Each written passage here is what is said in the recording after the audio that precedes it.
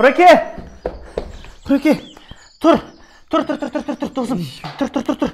Аузын жап мә. Өзің жап аузын, ұйықтай. Оян, аузыңды бекіттейм. Не болды? Ұйықта қаптық қой.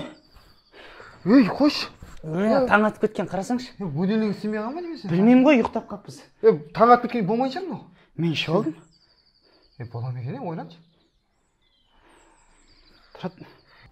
Рамазан айында сәресіне тұрмаған кісі сол күнгі оразасына ниет етіп, ештеңе жеместен ауыз бекітеді. Себебі пайғамбарымыз саллаллаху алейхи уассалам Ашура күні жаршыға былай жария етуді бұйырады. Кім бір нәрсе жеп қойған болса, сол күні аузын берік етіп тамамдасын.